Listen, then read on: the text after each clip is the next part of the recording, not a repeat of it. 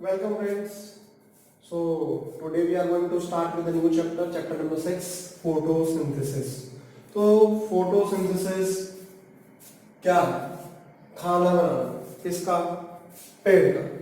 पेड़ अपना खाना बनाते हैं। कैसे? सनलाइट, वाटर, कार्बन डाइऑक्साइड और क्लोरोफिल को इस्तेमाल करके। ठीक है जी। सो फोटोसिंथेसिस जरूरी क्यों है? Why photosynthesis necessary? For food and for oxygen. ये दो चीजें बहुत जरूरी हैं, इनके लिए हमारे पास फोटोसिंथेसिस होता है।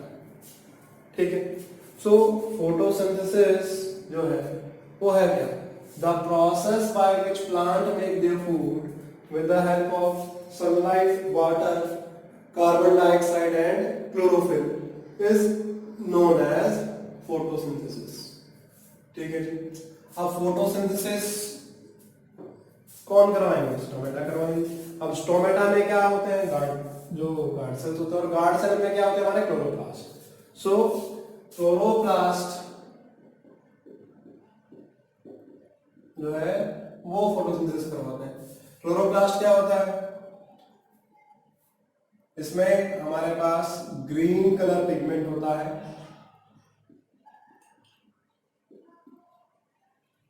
जिसे हम क्लोरोफिल कहते हैं। ठीक है जी। और क्लोरोफिल किससे बना होता है? Carbon, hydrogen, oxygen, nitrogen and magnesium. In element से बना हुआ होता है।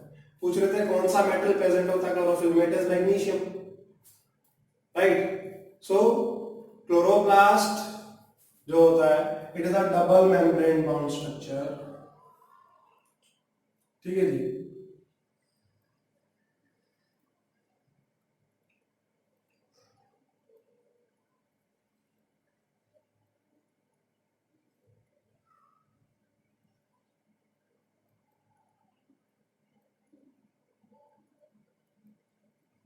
और डबल मेम्ब्रेन बाउंड स्ट्रक्चर होता है।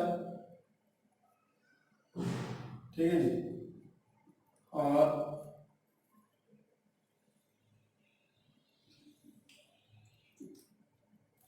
तो इसके अंदर हमारे पास क्या होता है? जो मैट्रिक्स फ्लूइड प्रेजेंट होता है उसे हम क्या कहते हैं? स्ट्रोमा कहते हैं। डिफरेंस पूछ लेते हैं स्टोमा और स्ट्रोमा में। स्टोमा क्या होता है? It's a opening of the between the guard cells. और स्ट्रोमा क्या होता है? मैट्रिक्स होता है, ग्राउंड सब्सटेंस। ये ग्राउंड सब्सटेंस होता है। ठीक है। फिर हमारे पास ये फ्लैट डिस्क लाइक स्ट्रक्चर जो होती है अकेला सिंगल, इसे हम क्या कहते हैं? थाइलाकॉइड्स कहते हैं। क्या कहते हैं? थाइलाकॉइड्स। और जो पूरा का पूरा इनका स्टैक हो जाता है उसे हम कहते हैं ग्रेना। क्या कहते हैं? ग्रेना। और आपस में इनको जोड़ते जो है इनको हम कहते हैं फ्रेट सेल्स। क्या कहते हैं? फ्रेट सेल्स। ठीक है। डबल मेम्ब्रेन बाउंड स्ट्रक्चर होता है। क्लोरोप्लास्ट की खास बात क्या है? इनका खुद का माइटोकॉन्ड्रिया होता है और खुद का डीएनए होता है। They have their own DNA and mitochondria. ठीक है जी। अब जो हमारे पास क्लोरोफिल होता है, ये क्लोरोफिल कहाँ प्रेजेंट होता है? Chlorophyll is present in the walls of thylakoid. जो हमारा थाइलाकॉइड होता है उसकी वॉल्स में प्रेजेंट होते हैं हमारे पास क्या? क्लोरोफिल। अब क्लोरोफिल अलग अलग पिगमेंट्स होते हैं, ए बी सी। ठीक है जी। अब क्लोरोफिल जरूरी होता है खाना बनाने के लिए। अब क्लोरोफिल भी टेम्परेचर डिपेंडेंट है। अगर लाइट ज्यादा मिलेगी तो क्लोरोफिल डिस्ट्रॉय हो जाता है, कम मिलेगी तो भी नहीं होगा, तो पत्ते पीले पड़, जो पत्ते होते हैं वो पीले पड़ जाते हैं।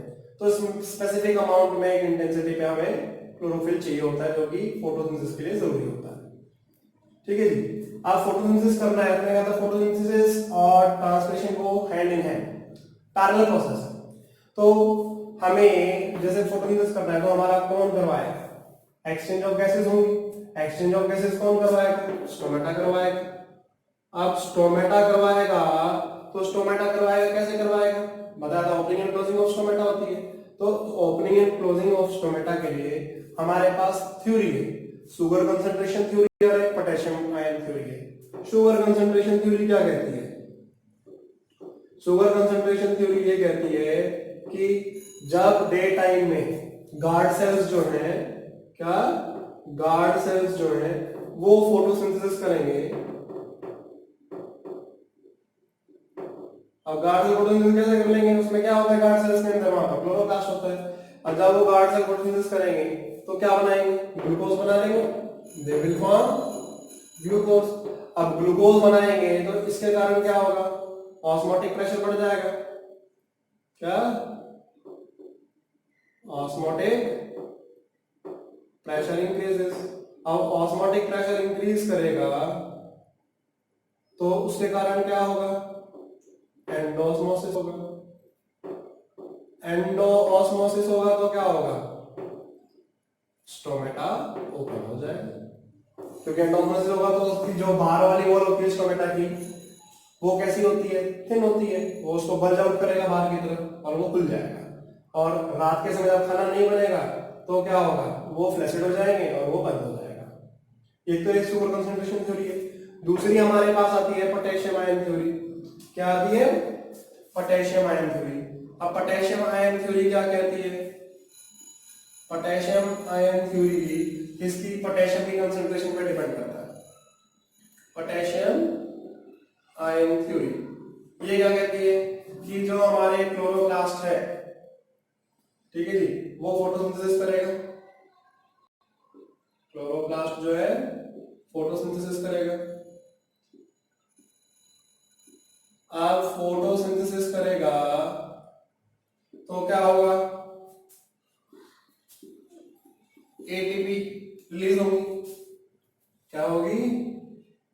एटीपी रिलीज होगी। अब एटीपी रिलीज होगी तो वो क्या करेगा?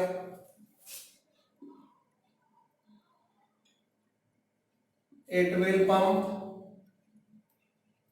Potassium ions. वो पोटेशियम आयन की कंसंट्रेशन को बढ़ा देगा। कहां पर? गार्ड सेल में। अब पोटेशियम आयन की कंसंट्रेशन अंदर बढ़ गई तो बाहर क्या है? सेल के बाहर हाइपोटोनिक है। हाइपोटोनिक है तो उसके कारण क्या होगा? हाइपोटोनिक है तो क्या हो जाएगी? एंडोस्मोसिस होगा। एंडोस्मोसिस होगा तो वो क्या हो जाएगा? टर्जिड।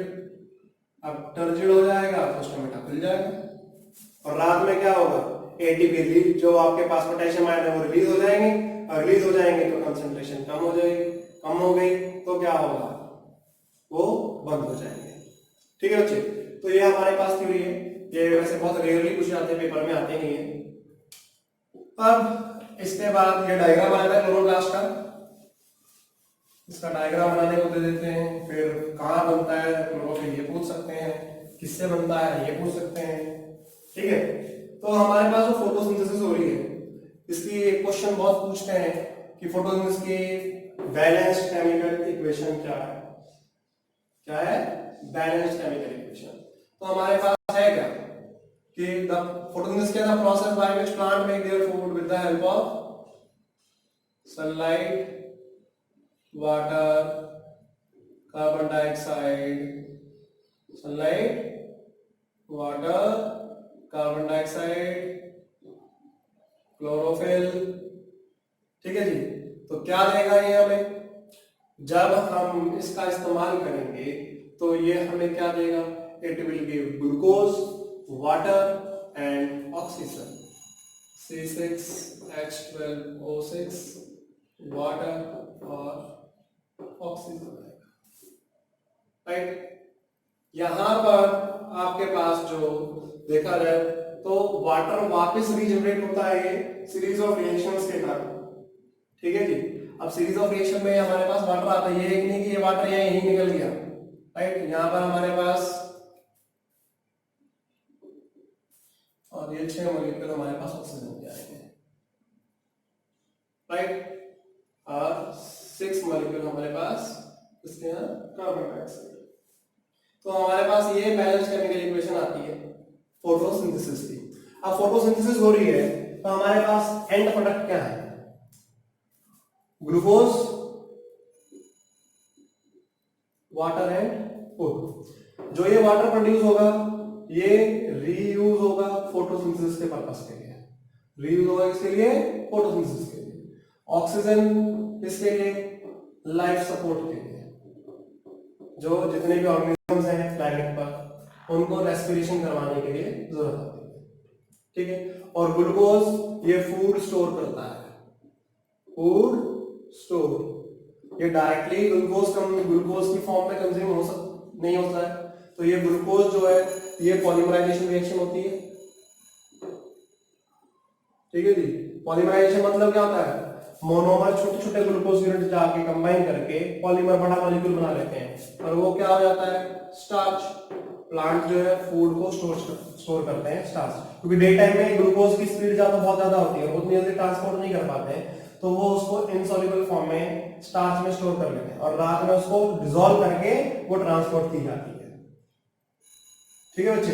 ये हमारे पास ग्लूकोज का काम हो गया, कैसे होता है, ऑक्सीजन का हो गया, राइट। अब ये फोटोसिंथेसिस जो रिएक्शन होता है ये हमारे पास दो फेज में होता है, राइट। एक हमारे पास लाइट डिपेंडेंट होता है और एक लाइट इंडिपेंडेंट होता है। क्या, लाइट डिपेंडेंट या फिर लाइट इंडिपेंडेंट। अब लाइट डिपेंडेंट तो लाइट रिएक्शन जो लाइट की प्रेजेंस में हो रहा है उसके ऊपर डिपेंड करेगा, जबकि लाइट इंडिपेंडेंट जो है वो डायरेक्टली लाइट के ऊपर डिपेंड करता है, लाइट रिएक्शन के प्रोडक्ट पे डिपेंड करता है। इसको हम बायोसिंथेटिक फेज भी कहते हैं, बायोसिंथेटिक फेज, ठीक है। अब लाइट रिएक्शन के अंदर जो हमारे पास लाइट रिएक्शन है ये कहां पे होगा हमारा, थाइलाकॉइड्स में। पूछ लेते हैं क्वेश्चन, लाइट रिएक्शन कहां होगा, डार्क रिएक्शन कहां होगा, लाइट इंडिपेंडेंट या फिर डार्क रिएक्शन भी कहते हैं सर, ये कहां होगा, स्ट्रोमा में। ये क्वेश्चन बहुत पूछा जाता है बच्चों, ठीक है। थाइलाकॉइड्स में लाइट रिएक्शन होगा और स्ट्रोमा के अंदर हमारा डार्क रिएक्शन होगा। अब लाइट रिएक्शन के अंदर हमारे पास होता है कि हमारे पास जो सनलाइट है, लीफ है, तो पहले हम उसको देख लेते हैं कि हमारे पास ये काम कैसे होगा, फिर हम उसकी बात करते हैं कि हमारे लाइट रिएक्शन और डार्क रिएक्शन में किस हिसाब से ये रिएक्शन चलते हैं। तो सबसे हमारे पास जो लाइट रिएक्शन होता है इसके अंदर क्या होगा, पहला होगा फोटोलाइसिस। फोटोलाइसिस का मतलब क्या है कि जब लाइट पड़ेगी, photo means light means breakdown, light पड़ेगी। अब सपोज हमारे पास ये लीफ है, ठीक है। अब लीफ के ऊपर लाइट पड़ेगी, लाइट पड़ेगी और यहां पर पानी लाया हुआ है।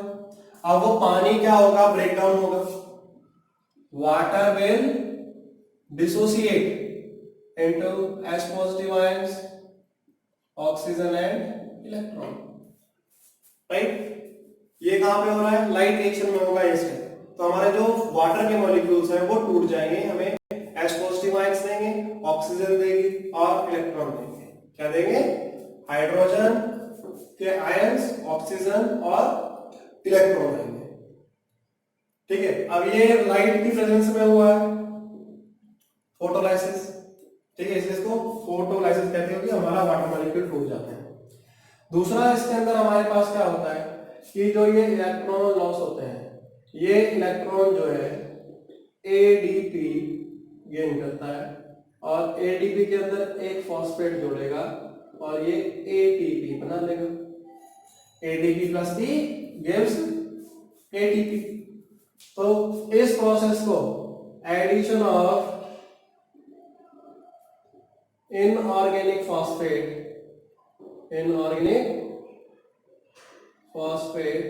to ADP in presence of light is known as photophosphorylation. Photophosphorylation क्या देते हैं इसे।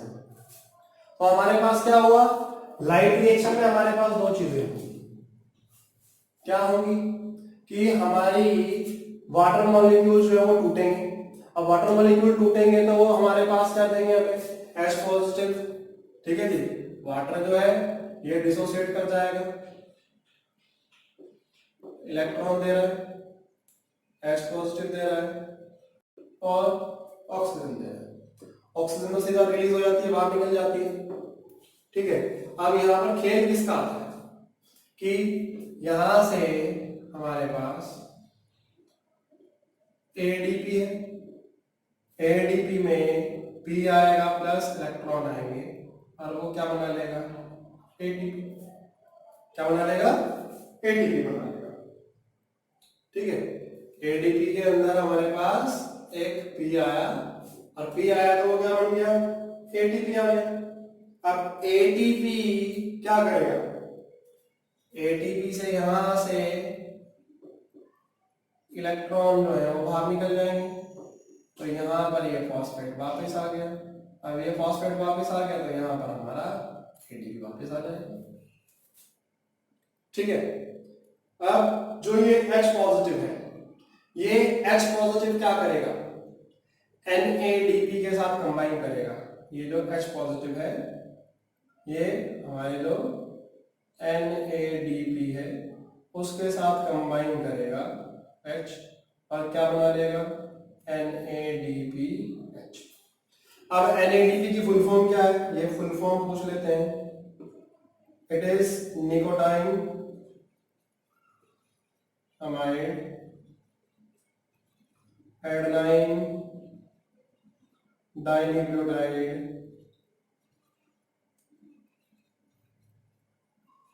फॉस्फेट।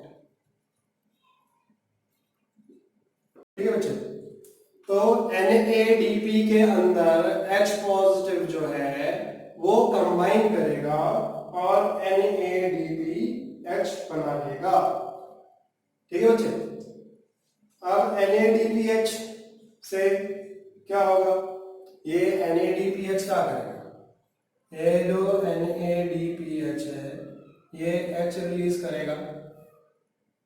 ठीक है, और यहां पर हमारे पास NADP वापस आ जाएगा और ये जो NADPH ये H रिलीज करेगा। यहां पर हमारे पास क्या है, कार्बन डाइऑक्साइड है, ये कार्बन डाइऑक्साइड H पॉजिटिव के साथ कंबाइन करके C6H12O6 ग्लूकोज बना देंगे।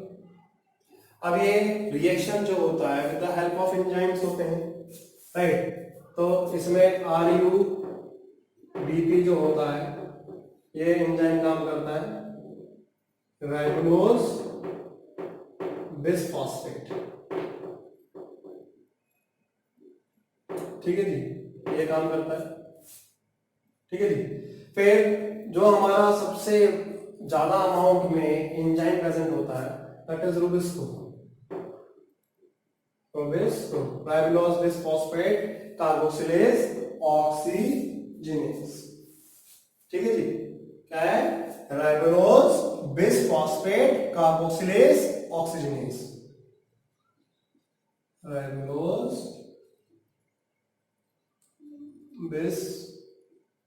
बिसफॉस्फेट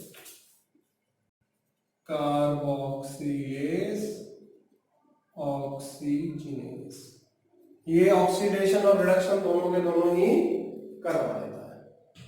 ठीक है बच्चे, तो हमारे पास फोटोसिंथेसिस हुआ, फोटोसिंथेसिस हुआ किस हिसाब से हमारे पास लाइट रिएक्शन हुआ, कहां पे हुआ, डायरेक्ट रिएक्शन कहां है, और फिर क्या क्या प्रोडक्ट बने। ठीक है बच्चे, इसके बाद हमारे पास आ जाता है कि हमें फोटोसिंथेसिस करनी है, तो फोटोसिंथेसिस करने के लिए प्लांट एडेप्टेशंस करते हैं, जिसके कारण क्या करते हैं, वो अपना फोटोसिंथेसिस के प्रोसेस को बढ़ा सकते हैं। तो कैसे बढ़ा सकते हैं, जो लीव्स होती हैं, लीव्स अगर 90 डिग्री पर लाइन होगी तो जो लाइट है वो बराबर मिलेगी, लाइट बराबर मिलेगी तो क्या होगा, फोटोसिंथेसिस बराबर होगा। ठीक है जी, लीफ एट राइट एंगल, जब लीफ 90 डिग्री पर होगी तो प्रॉपर इंसुलेशन मिलेगी, प्रॉपर इंसुलेशन मिलेगी तो क्या होगा, हमारा जो फोटोसिंथेसिस है वो बेटर होगा। ठीक है जी, ये क्या है, हमारे अडेप्टेशन है किसके लिए? For photosynthesis. ठीक है, फिर उसके बाद हमारे पास transparent leaf, transparent and thin leaf. जितनी पतली लीफ होगी उतना ज्यादा जल्दी करेगा। फिर लार्ज सरफेस एरिया, जितना हमारे पास सरफेस एरिया ज्यादा होगा उतनी लाइट ज्यादा पड़ेगी और उतना क्या करेगा?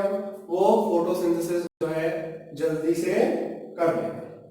ठीक है बच्चे, फिर हमारे पास स्टोमेटा जो होंगे वो ज्यादा होना चाहिए। क्या होना चाहिए? Numerous stomata. जितने ज्यादा स्टोमेटा होंगे उतना ज्यादा क्या होगा? एक्सचेंज ऑफ गैसेस होगी, और जितने ज्यादा एक्सचेंज ऑफ गैस होगा उतना फास्ट करेगा। फिर लार्ज वेन सिस्टम, हमारा जो वेन सिस्टम है, वेन्स प्रेजेंट होती हैं लीफ के ऊपर जो डिजाइन बना होता है वो ज्यादा होनी चाहिए। जितनी ज्यादा होंगी उतना जल्दी करेगा। ठीक है, फिर हमारी लीफ पतली होनी चाहिए, थिन लीफ। जितनी पतली लीफ होगी उतना रेट जो होगा फोटोसिंथेसिस का वो क्या होगा? फास्ट होगा। ठीक है बच्चे, तो ये हमारे पास क्या अडेप्टेशंस है किसकी? फोटोसिंथेसिस की। अब इसके बाद हमारे पास आ जाता है फैक्टर्स अफेक्टिंग फोटोसिंथेसिस, और फिर हम कुछ एक्सपेरिमेंट्स देखेंगे। राइट, तो फैक्टर्स, पहला टेम्परेचर। जो टेम्परेचर देखा जाए सो 25 टू 35 डिग्री सेल्सियस तक ऑप्टिमम टेम्परेचर होता है। इतना टेम्परेचर तक हमारे एंजाइम्स जो है वो सस्टेन कर जाते हैं। एंजाइम्स जो होते हैं प्लांट के वो सस्टेन कर जाते हैं, सरवाइव कर जाते हैं। But if the temperature rises above this तो क्या होगा? डीनेचुरेशन हो जाती है। क्या हो जाता है? डीनेचुरेशन हो जाती है। डीनेचुरेशन मतलब प्रोटीन का जो स्ट्रक्चर है टूट जाएगा और वो काम नहीं करेगा।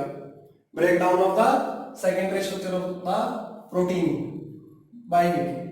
ठीक है, और अगर आप 25 से 35 में जाएंगे तो with every 10 degree Celsius rate जो होता है फोटोसिंथेसिस का वो डबल हो जाता है। क्या हो जाएगा? रेट डबल हो जाता है। फिर इंटेंसिटी ऑफ लाइट,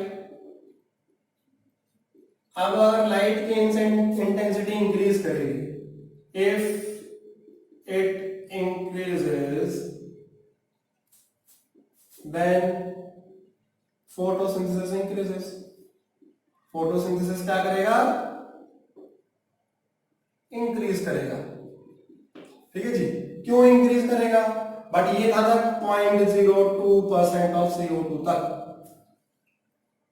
राइट, उसके बाद अगर आप कंसंट्रेशन CO2 की बढ़ाओगे तो फिर वो इंक्रीज करेगा 0.05% तक, और उसके बाद वो कांस्टेंट हो जाएगा।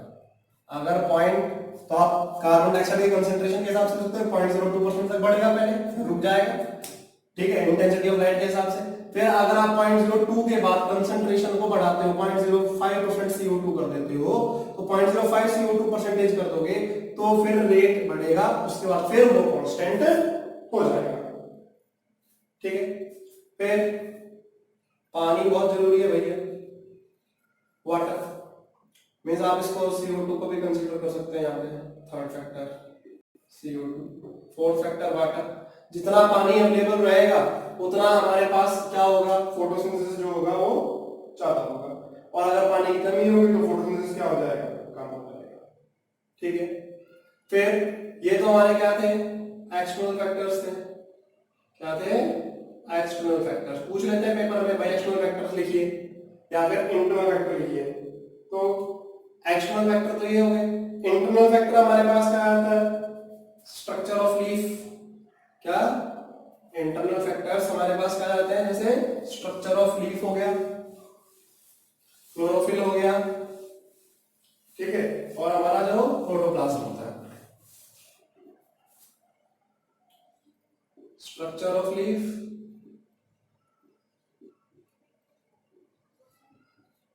then protoplasm. Protoplasm is the living content of the cell, and third is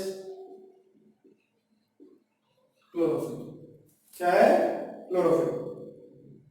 ठीक है जी। अब मान के चलो हमारे पास क्लोरोफिल की कमी हो जाती है, ठीक है, मिनरल डेफिशिएंसी होगी, तो प्लांट क्या करेगा? फोटोसिंथेसिस नहीं करने का, जो है प्रोसेस वो कम हो जाएगा। क्या हो जाएगा? कम हो जाएगा। ठीक है। फिर अगर हम स्ट्रक्चर ऑफ लीफ की बात करें, अगर हमारा क्यूटिकल मोटा हुआ, तो अगर थिक क्यूटिकल है तो क्या होगा? फोटोसिंथेसिस कम होगा। क्या होगा? कम होगा। ठीक है। अब मान के जो हमारा जो प्रोटोप्लाज्म में लिविंग पार्ट है, इसमें हमारा डिहाइड्रेशन हो जाता है, मींस किसी कारणवश पानी निकल गया। अब पानी निकल गया तो क्या होगा? डेड हो जाता है सेल, राइट। अब फिर वो फोटोसिंथेसिस नहीं करेगा। ठीक है बच्चे। सो ये हमारे पास क्या है कि फोटोसिंथेसिस के internal factors, structure of leaf, protoplasm and chlorophyll. अब हमारे पास कुछ एक्सपेरिमेंट्स आते हैं फोटोसिंथेसिस को लेके। अब एक्सपेरिमेंट आते हैं तो सबसे पहले हमारे पास डिस्चार्ज एक्सपेरिमेंट होता है। तो प्लांट को डिस्चार्ज कैसे किया जाएगा? Discharging of plant.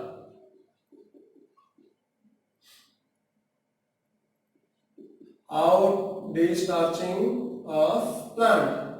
Keep the plant in dark for 24 to 48 hours. मतलब एक प्लांट को आप अंधेरे में रखेंगे 24 से 48 घंटे। अब 24 से 48 घंटे आप उसे अंधेरे में रखेंगे तो जो भी उसमें स्टार्च वगैरह कुछ प्रेजेंट होता है वो उसका खत्म हो जाता है। क्या हो जाता है? खत्म। ठीक है जी। अब आपको स्टार्च टेस्ट करना है। क्या करना है? स्टार्च टेस्ट करना है। To test the presence of starch. ये भाई मैकेनिक ये फ्लो चार्ट के फॉर्म में भी पूछ लेते हैं, कंप्लीट द फॉलोइंग में पूछ लेते हैं, फिलअप्स में पूछ लेते हैं। ठीक है जी। तो सबसे पहले क्या करेंगे? हमारे पास जो पत्ता है उस पत्ते को हम किसमें डालेंगे? बॉइलिंग वाटर में डालेंगे। क्या? dip the leaf in boiling water। अब बॉइलिंग वाटर में डालेंगे तो उससे क्या होगा? बॉइलिंग वाटर में डालेंगे तो क्या होगा? It kills the cell. ठीक है जी। इसके बाद हम क्या करेंगे? जो लीफ है इसको हम मिथाइल अल्कोहल में बॉइल करेंगे। Boil the leaf in methyl alcohol। ये क्या करेगा? ये क्लोरोफिल को रिमूव कर देगा। क्या करेगा? ये क्लोरोफिल को रिमूव कर देगा। अब इसके बाद फिर हम इसको पानी में वापस बॉइल करेंगे। अब पानी में वापस बॉइल करेंगे तो क्या होगा? ये उसको सॉफ्ट करेगा। क्या करेगा? ठीक है। बॉइल इट इन वाटर, किसके लिए? To soften it.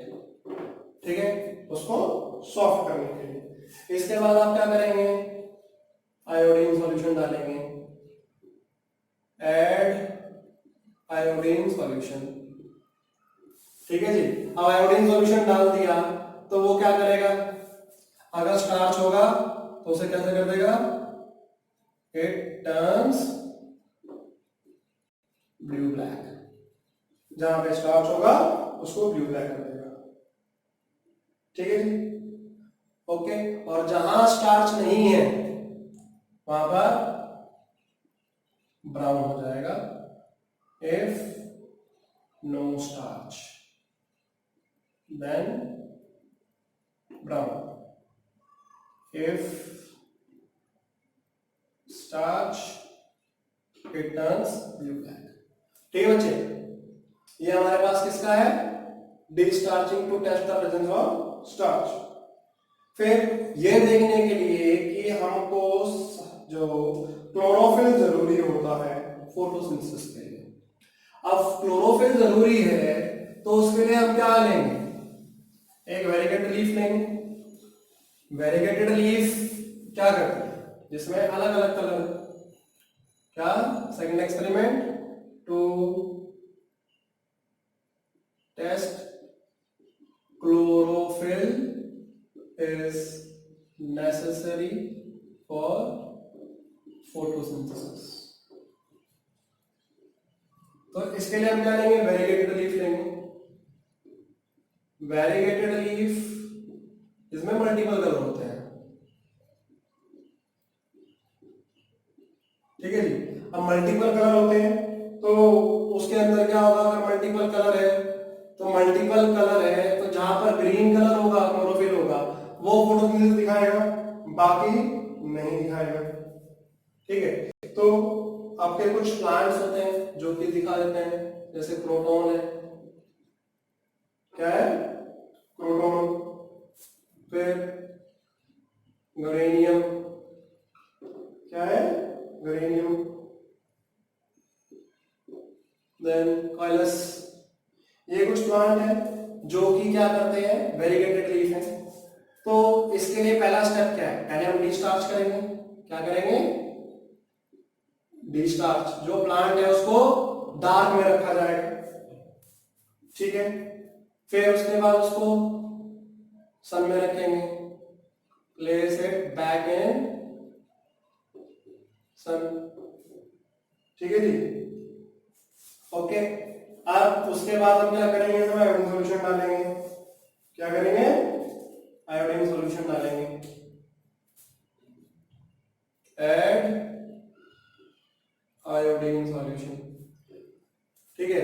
तो जहां पर क्लोरोफिल प्रेजेंट होगा, जहां क्लोरोफिल था, ग्रीन था, वहां पे तो कैसा हो जाएगा, ब्लू ब्लैक, कैसा हो जाएगा, ब्लू ब्लैक। और जहां नहीं है, नो क्लोरोफिल, वहां पे कैसा हो जाएगा, ब्राउन, ठीक है जी। फिर ये देखने के लिए कि हमारे पास जो सनलाइट जरूरी है, ठीक है जी। अब सनलाइट जरूरी है तो उसके लिए हम क्या करेंगे,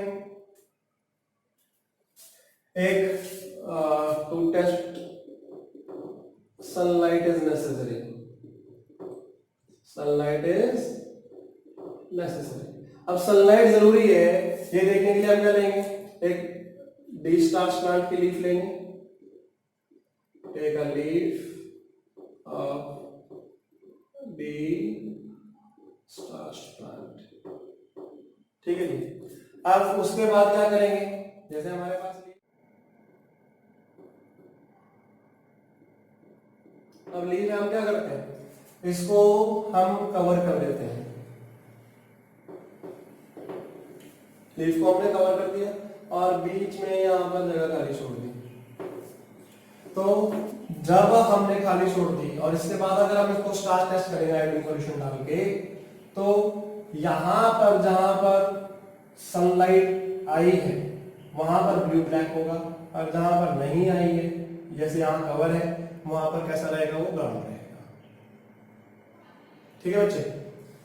ये किसके लिए, डिस्टार्च प्लांट की लीफ को अगर हम सनलाइट से चेक करेंगे, तो हमने प्लांट की जो लीफ है उसे कवर कर दिया, जहां पर सनलाइट मिल रही है वहां पे तो वो ब्लू ब्लैक हो जाएगा, यहाँ भी ब्लू ब्लैक होगा, यहाँ भी होगा, यहाँ पे ये होल खाली है, यहाँ पे ब्लू ब्लैक होगा, बट जहां पे कवर रह गया है वहां पर वो ब्राउन रहेगा, क्योंकि वहां पर सनलाइट नहीं मिली है तो फोटोसिंथेसिस नहीं होगा। फिर to test CO2 is necessary, क्या, CO2 जो है वो जरूरी होती है।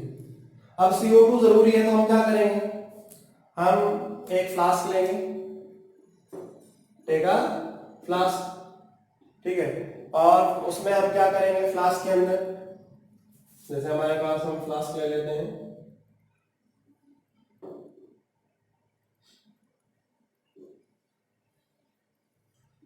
ठीक है, और फ्लास्क में यहाँ पे हमने कॉर्क लगा दिया है, और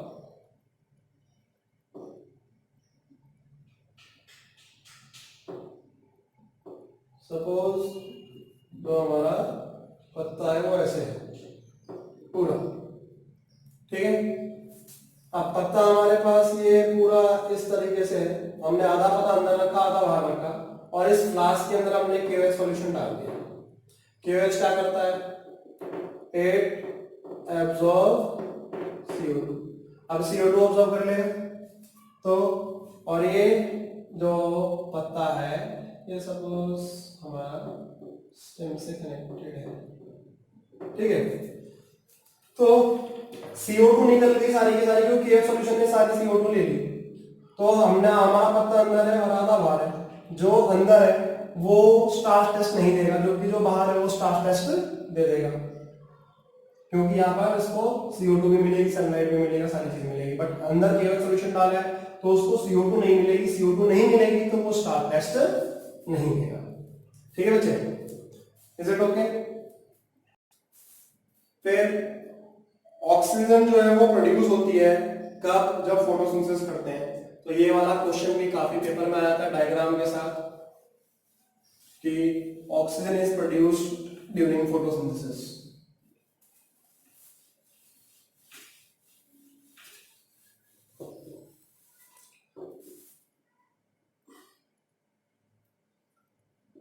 Oxygen is produced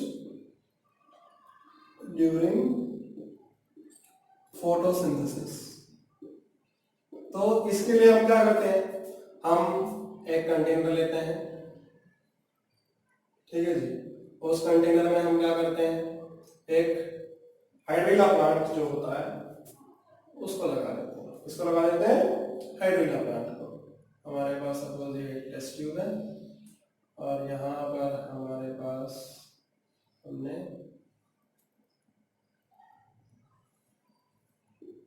फनल से कनेक्ट कर दिया इसे, ठीक है जी, इससे फनल से। और इसमें हमने यहाँ पर हमारे पास सपोज हाइड्रिला प्लांट है। क्या है? Hydrilla plant. जब फोटोसिंथेसिस होगी, क्या होगी? जब इसमें फोटोसिंथेसिस होगी तो क्या होगा? यहाँ पर आपको बबल्स दिखाई देंगे। तो वो बबल्स किसके होते हैं? ऑक्सीजन गैस के। ठीक है बच्चों? सो फोटोसिंथेसिस जो है वो कौन करते हैं? प्रोड्यूसर्स। हमारे पास जो फूड चेन होती है, फूड चेन क्या है? Transfer of energy from one trophic level to another trophic level. क्या है? Transfer of energy from one trophic level to another trophic level। ठीक है, तो हमारे पास क्या है? प्रोड्यूसर। प्रोड्यूसर से हमारे पास क्या आएंगे? Primary consumer. प्राइमरी कंज्यूमर से हमारे पास क्या आएंगे? Secondary consumer. सेकेंडरी कंज्यूमर से टर्शियरी कंज्यूमर। राइट, इससे ऊपर कभी नहीं जाता। ये डायरेक्टली प्लांट के ऊपर डिपेंड रहते हैं, ये इनके ऊपर डिपेंड रहते हैं। राइट, और फूड वेब क्या होता है? Interlinking of many food chain is known as food web. क्या फूड वेब क्या होता है? Interlinking of many food chain. अब ये तो जरूरी नहीं है ना कि पेड़ को सिर्फ हिरण ही खाएगा, पेड़ को जो है और गाय भी खा सकती है। ठीक है, हेर्बिवोर्स बहुत सारे हैं और उसको फिर वो कोई और खा सकता है। सो हमारे पास interlinking of many food chain is known as food web। ठीक है बच्चों? Okay, so that's all for photosynthesis. In the next lecture we will be starting with new chapter. Thank you for watching.